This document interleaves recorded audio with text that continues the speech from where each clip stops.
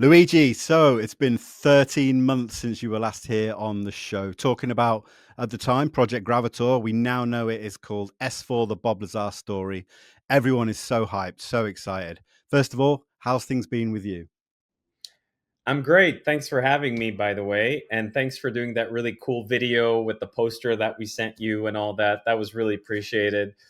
A lot's been going on. It's been 13 months already, which blows my mind because time flew for me. It felt like I spoke on to you on your show like a couple months ago. So you just said 13 months and it made me realize, holy shit, that's a lot of time has gone by. But a lot of great things are coming. We launched our trailer. We launched the release time of summer 2025. There's not a specific date yet, not because we want to hold that back. It's because we don't have it yet, but it's going to come soon. And there's more to come. There's a lot of stuff that's gonna roll out real soon. Yeah, it's so exciting, and yeah, because when I looked back after we spoke the other day, and I said, I'd love to get you back on. I thought, oh, I'll go back and just double check how long ago it was, and in my head, I was thinking 6 to 8 months, and then when it was 13 months, it was mind blowing, man. It was mind blowing. Been one of the busiest years of my life. It's one of the busiest years of my whole team's life. I mean, everybody's been working really hard and to the point where we're getting fat because we're sitting down in front of computers all the time. So I'm not in shape like I used to be because we're editing, we're creating the VFX shots, everything is all on screen. So I'm trying to cut down on sugar, I'm trying to cut down on carbs just so that I can stay a certain look good when this thing comes out, right? Yeah, I mean, that's absolutely crazy. I mean, I can only imagine how much work is going into this because let's remind people this isn't just a documentary about Bob Lazar a la Jeremy Corbell, a rehashing of the same sort of thing. Let's break it down, if you don't mind, what it is that you've been working on in its completeness. Well, that's a really good point. It's a lot of people say why another documentary on Bob Lazar. That's a very fair question. I mean, Jeremy made a movie 5, 6, maybe 6 years ago.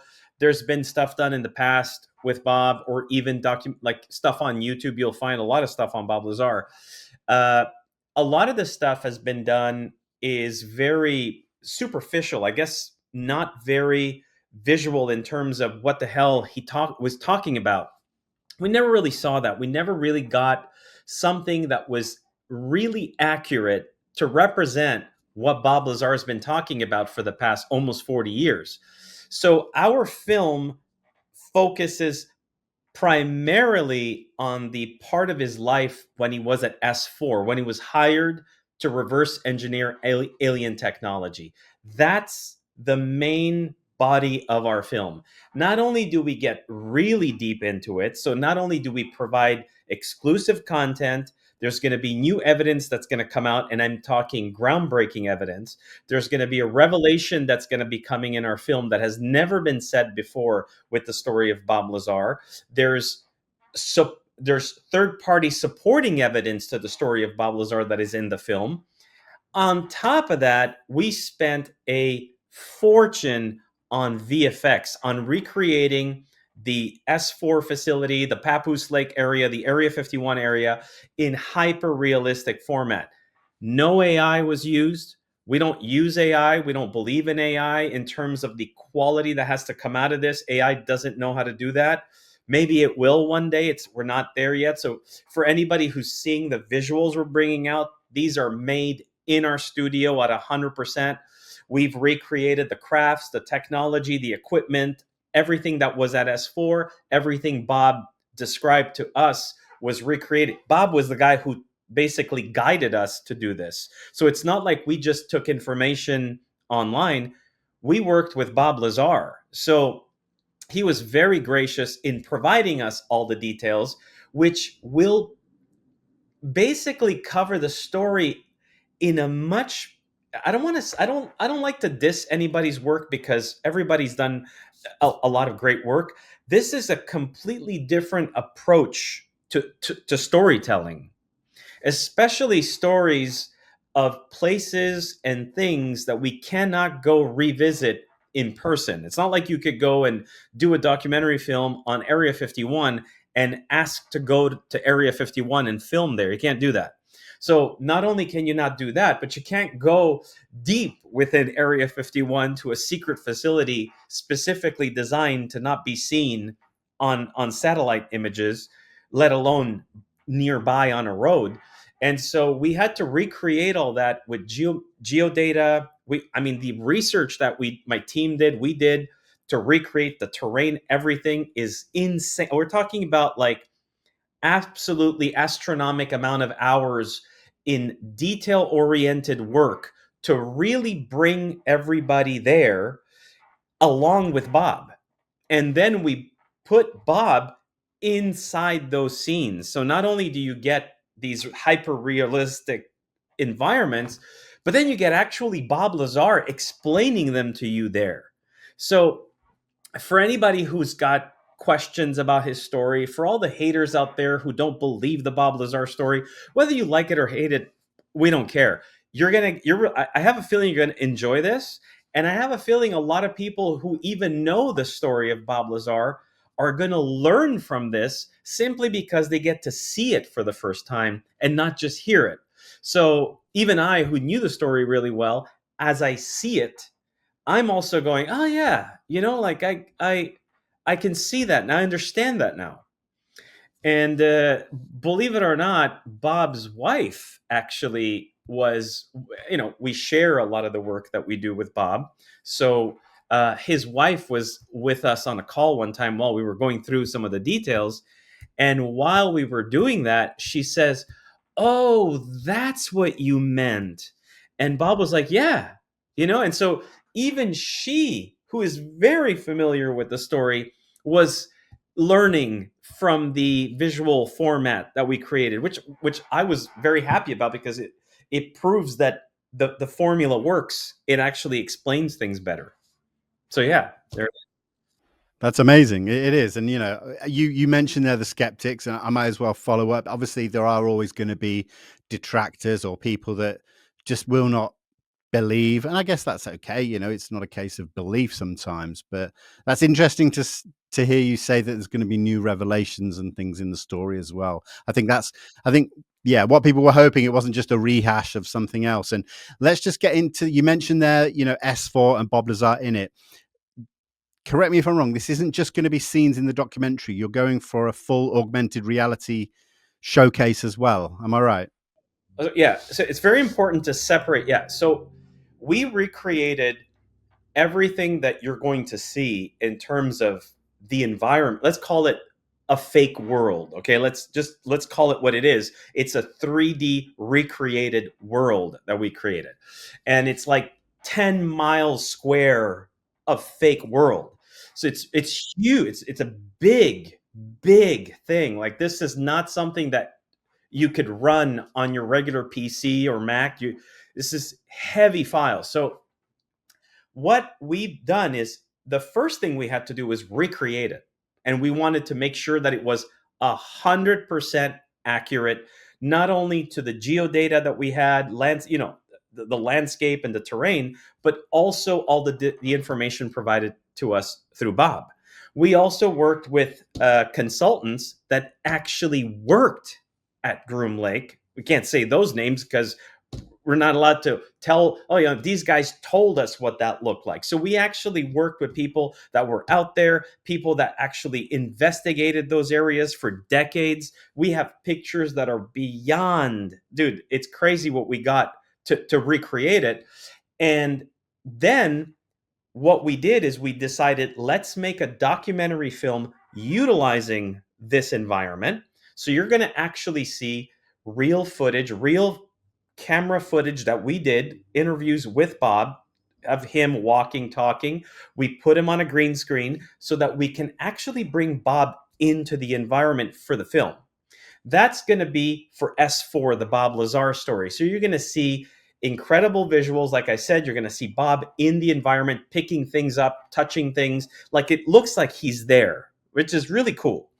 And this is something that the only other way to do that is you have to build it. It's going to cost you hundreds of millions of dollars. And then you have you know. But there's no need to do that if you have the ability to work the technology today, which is what is incredible with the new tech today.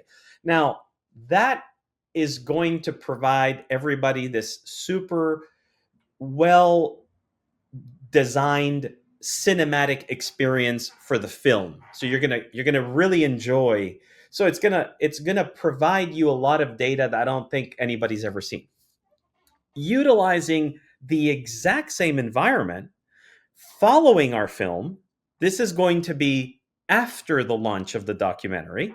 We're going to create a secondary product, which is a realistic virtual reality experience of S4, meaning you first watch the movie. That's going to have Bob explain the interviews, all the archival stuff, the revelations, the new groundbreaking evidence. All that stuff is in the film.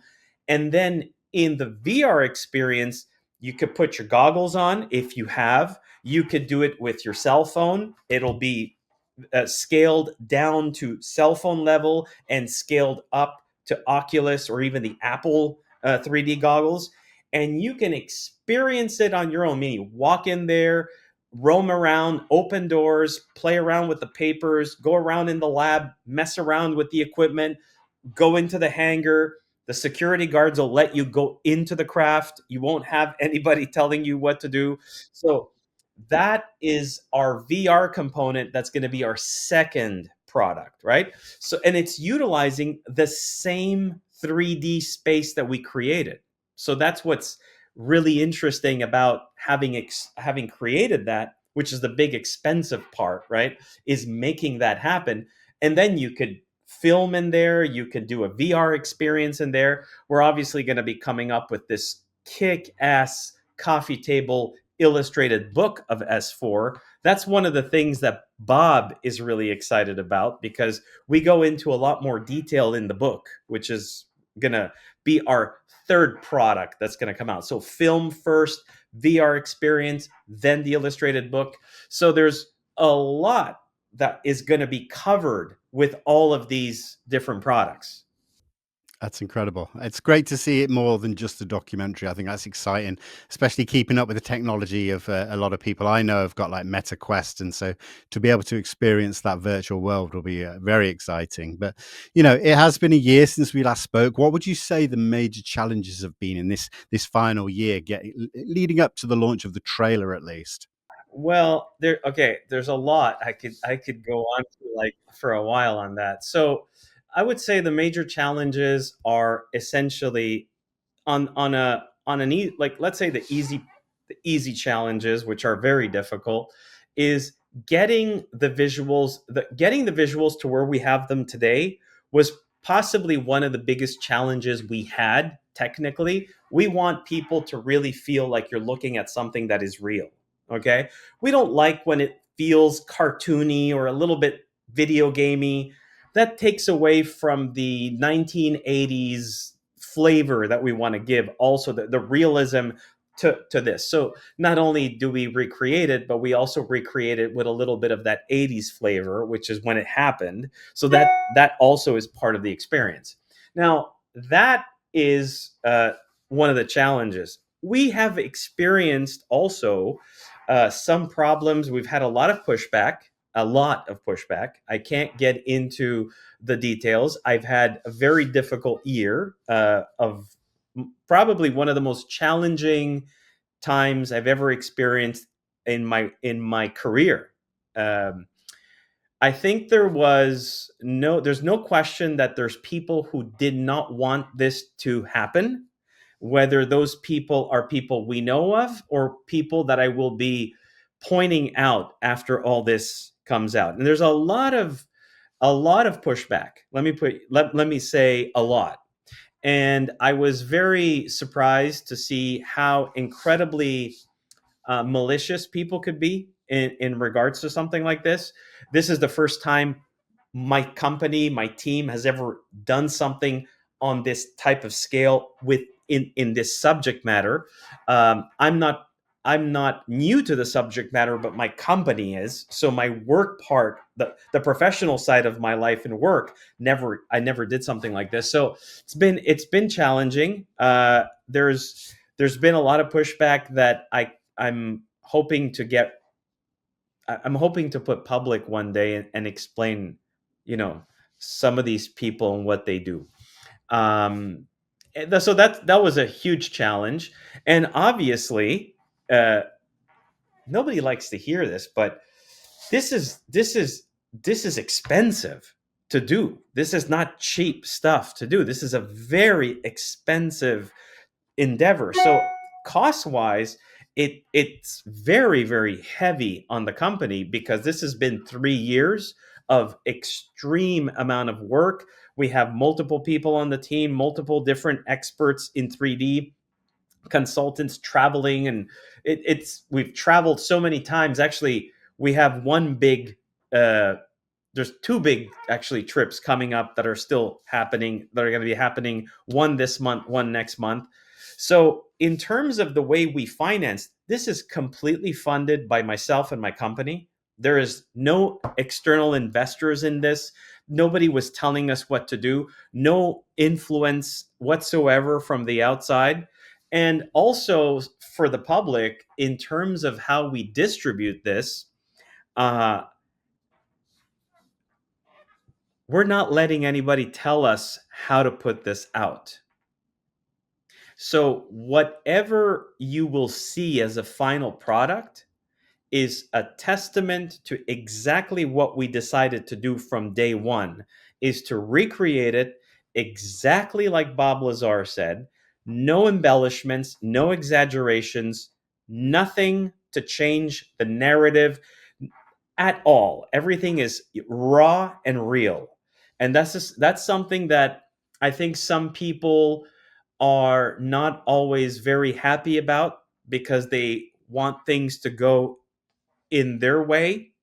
And we didn't make this for other people. We made this for everybody. We made this basically as real as we can create it. And that's something that you have to really, and this, I learned this in this space. You make some enemies doing that.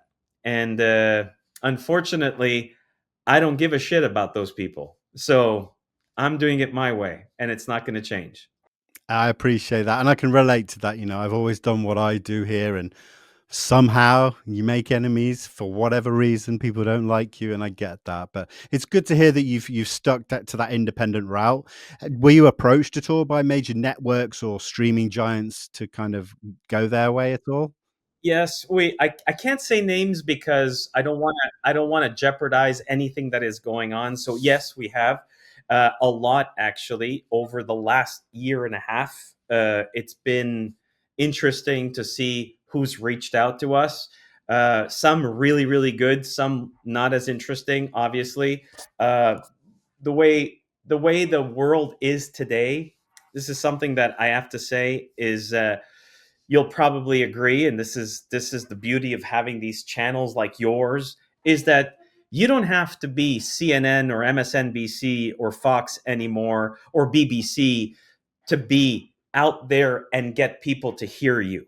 And so it's a new world, it's a new era, and it's interesting to find that amazing freedom sometimes that you're able to actually put this is art in to a certain sense. I'm essentially going to be putting out something that I consider to be a piece of art. And although it's a very serious subject matter, it's still art.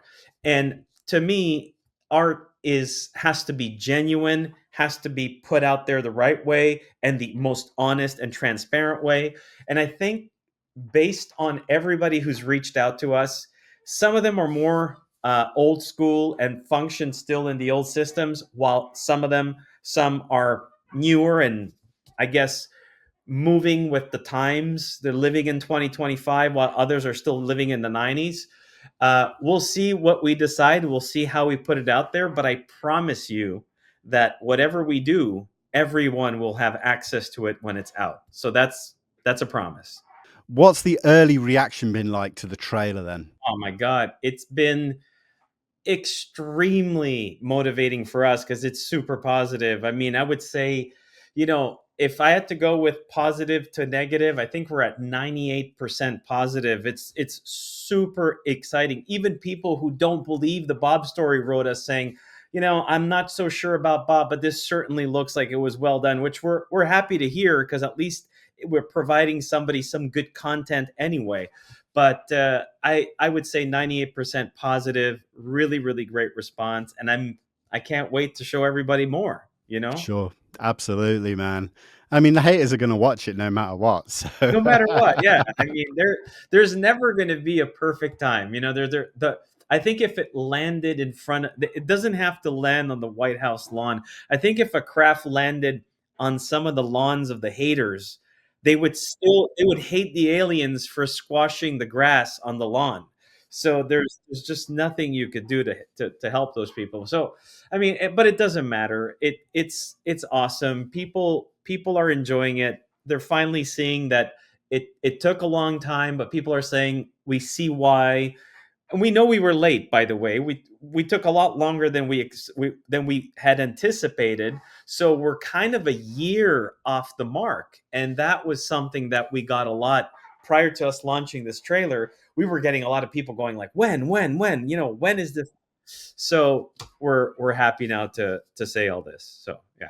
and it's also good to see some of the people, the talking heads that you have in there, Gene Huff and others. How did you decide on, which interviewees and voices you wanted to be a part of this, and how easy was that as well, or not easy? Yeah, well, yeah, that's a big deal. So if we talk about Gene, which I mean I've come to know Gene Huff really well, an incredibly brilliant man. Like this guy has, for somebody who's over 65, he is way more mental. This mental acuity is insanely high. Like he's brilliant. This guy is incredibly smart and has an amazing memory on top of very very well cultured and educated on daily stuff. And so it was an incredible accomplishment for us to have Gene become part of this. When all this started, I remember Bob saying to me,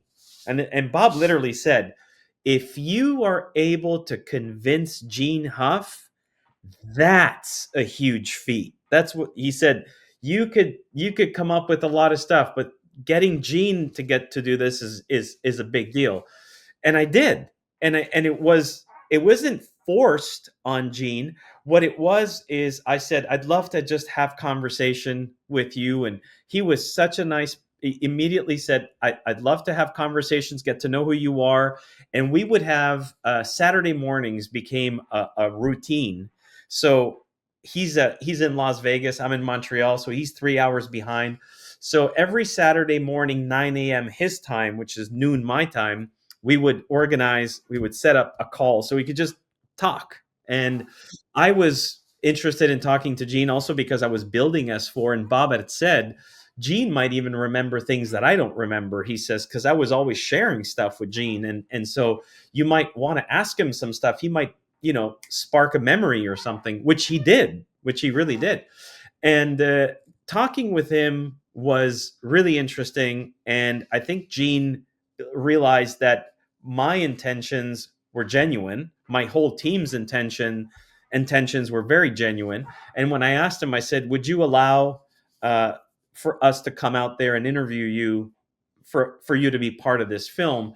And he said yes. And when he said yes, I called Bob. I said, "Bob, Gene agreed." And he says, "Holy shit!" He was like, "That's huge." He goes, "We got to do that right away." So, uh, and it was something I asked him. I said, "Why did you agree to do this with us?" And he says, "I only do things with people that I like and that I consider to be doing a really good job, and you guys seem to be really dedicated and doing something that is honorable in regards to this story, and that's why I associate." And I was very thankful for that because that was genuinely the intention. So we interviewed Gene in Las Vegas. It was a very long interview that we had to edit. and Gene can really talk, so it was quite an edit. And then we've done subsequent Zoom calls with him, so that we had more. He had more to say, which is really interesting stuff. And in the Bob was there, so while we were interviewing Gene, Bob was just next to me. The camera's not on Bob, but Bob's in the room. And so sometimes the interactions are so cool because I'm talking to Gene, and while he's answering, Bob will actually, chime in, but from behind the camera. And then Gene and Bob are talking, and it's such a really very genuine conversation that we have about what was going on. And Gene remembered so many things, and he says something in the film that he had never said before, something that they saw, and Bob was there, so Bob obviously confirms it, that they had seen when they witnessed the craft do a test flight one night when they were out in the desert with John Lear, and that's something that had never been mentioned before. In fact, the reasoning behind it was that Gene said it's because back then, had we say that, if we were to say that, we were certain people would never believe us. Wow. And now when you hear it today, when you hear that exact same thing today, it it it's incredible because it's what we're hearing a lot of. So he said, I decided to say it now because it seems to be something that is a lot easier to digest than before. Before we were kind of worried, if we say this, people are just going to think we're nuts. And so we're very happy to be doing that. So Gene was a big one. Mario Santa Cruz, which was a very close friend of Bob's at the time, and Mario was there when they were trying. Mario was there when they tried to kill Bob. So Mario was there during the post S4, you know, uh, and he was very. The interviews with Mario were really interesting because he really remembers some of the crazy stuff that was going on. Obviously, we have Bob's wife Joy, who's a joy to work with. She's amazing. Um, and we also now have a few clips that we're going to include with Lane Keck. He was the hypnotist who had hypnotized Bob right after S4 for some of the memories. We got some of his private notes, which are incredible, which show exactly what Bob was talking about. I mean, the level, the one person that we don't have, which I wish we had, is John Lear. I really wish we had John Lear. Obviously, we've got George Knapp. He's clearly in the. I mean, George is a pinnacle. He's essential part of the story. He's the guy who broke the story. He did an incredible amount of work back then in trying to validate Lazar. And there's a lot of things that, unfortunately, there's a lot of witnesses that were um, never came out publicly because they were threatened. And that's something that I wish I wish a lot of the Bob Lazar haters would at least acknowledge that there were a lot of people that were threatened to to go public, threatened not to go public. So it's actually more common than you think. And so there's and there's still threats today, by the way. Okay. So I mean, you mentioned there George Knapp, and it was great to see him and Bob sat next to each other. But it was interesting to see George mention ATIP, ORSAP, and even David Grush. Was it was it something you wanted to do? Was to at some point relate it to what's happening today? well, to be honest, it's not the goal of our film is not to bring it to what is happening today. The goal of our film is to really encapsulate the story properly and visually. But there's no question, and consider that when I started Project Gravitor, Dave Grush was a year and a half before. We started a year and a half before Dave Grush came out. We started before the congressional hearings. So it was so interesting while we're doing this that the world's changed. I mean, while we're doing this, 2017 had happened. So the New York Times did put out the Tic Tac, and David Fravor and Ryan Graves and all that had been put out there. But there was nothing that was pointing to reverse engineering. There was nothing that had become mainstream like it has now. I think that now Bob does touch upon it in the film. He does uh, put a little bit of context on that. He's very happy to see that some of this information is coming out. He's surprised and happy that it is.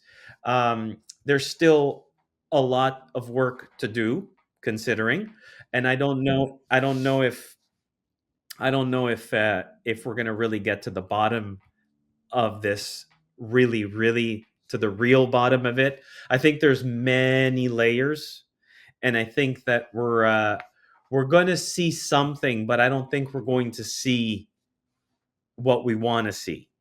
Uh, that's I think that's also my opinion. I share that opinion with Bob. We've talked about that many times. I think also the fact that there's uh, a conversation happening with everybody nowadays outside of the UFO community, mainstream conversation, where, I mean, I've had friends of my families or family friends or people that I've known all my life who used to look down at me sometimes when I used to talk about this stuff, thinking, maybe Luigi's a little bit, you know, carried away believing all this stuff. And now the conversation has shifted. They're like, no, we saw it in the news and we're seeing people talking about it. It's like, yeah, I've been telling you that for 35 years, so it's great to see that happen while we're doing this. So we're really happy. And I'm also I also hear that there's going to be some more whistleblowers that are going to be coming out, which is great. Good. The more the merrier, for sure. Was there anything that you captured on film, or anything that you could not include for either legal or sensitivity reasons? Well, I would say there's a couple of things that we had to edit properly because of the situation. Okay, well, let's put it this way. There's going to be a lot of people that are going to be circling around the Bob Lazar educational background. Okay, now considering the fact that our film doesn't really dive much into the past, it dives in the before S4, whatever. It specifically is about S4. So talking about things that had happened before in his education is not something that we really went very deep on, but we do cover a portion of it. And Bob does address something very important, and it was the way it's the way it's going to be addressed. Had to have been done legally, had to been done very carefully and methodically in order to protect him from any potential problems.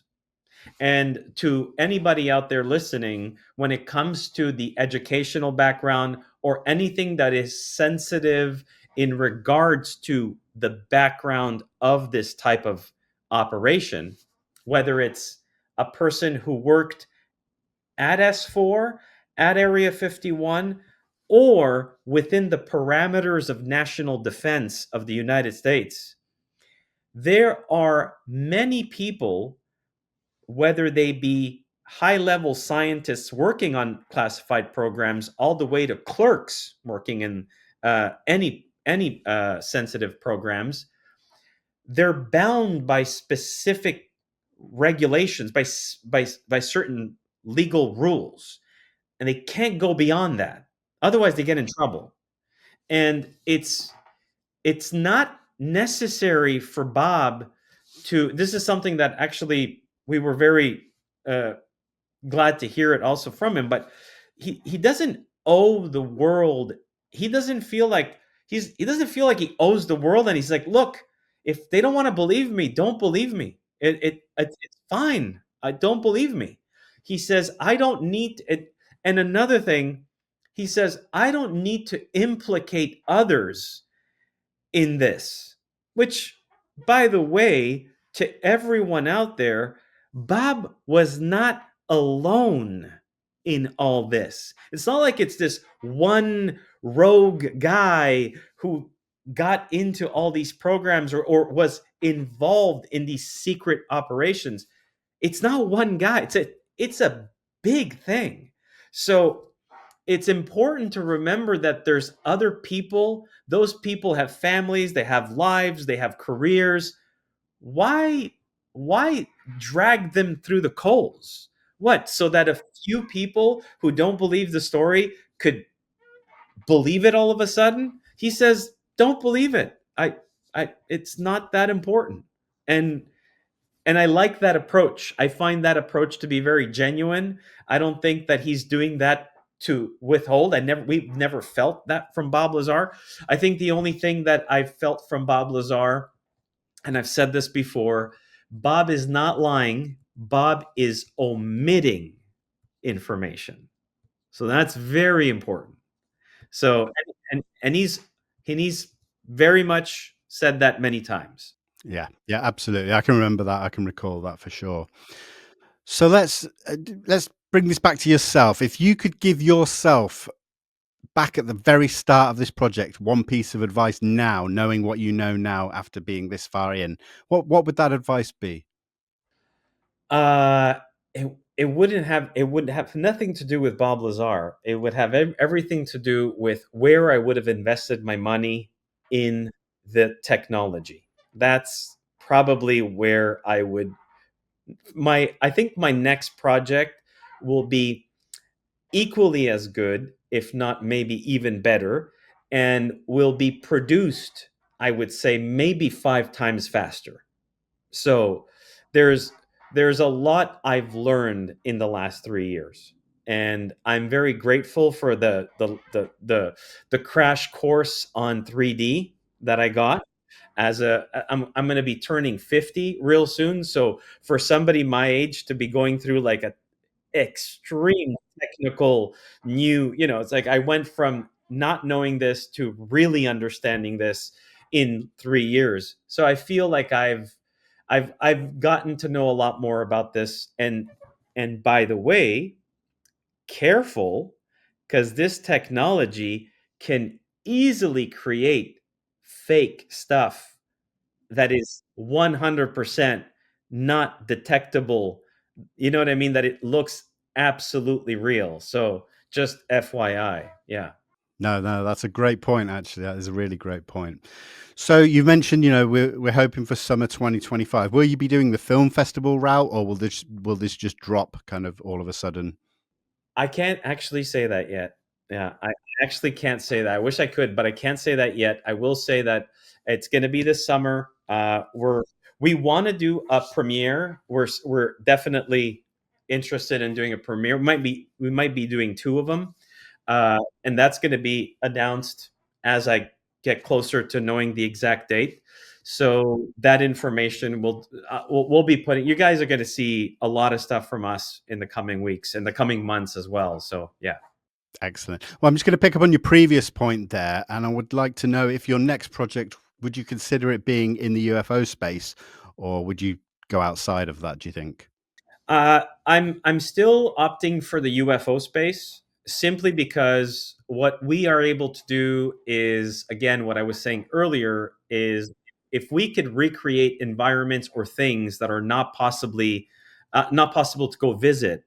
I think that puts a lot of value to something. So imagining one of the ones that I would love to do, and I know Travis. I would love to talk to Travis Walton and try to recreate exactly what Travis saw in 1975. I think that would be another cool project where we could really, really recreate the entire experience, from being in the forest all the way from being into the craft to being in this gigantic whatever it was. Like, it looked like a big facility where it had all these crafts. So I would certainly like to touch on something like that, or another really interesting UFO, maybe an abduction or something, But we clearly are invested in making it very visual and very realistic. So that's something that I think is of great value.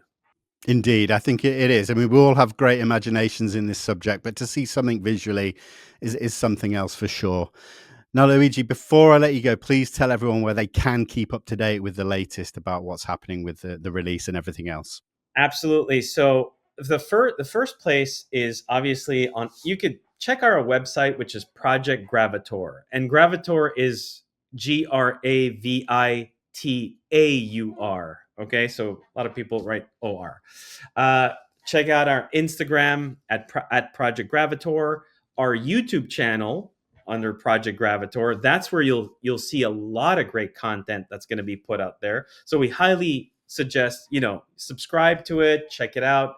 We're going to be sending a lot of. There's going to be a lot of updates, and I think you saw this, but if anybody purchases the new film poster, okay, there's a QR code that we put on the. This is kind of like having like a portable Patreon, whatever you want to call it, but you buy the poster, you scan the QR code with your phone and you point it to the poster and you'll see something happening on the poster.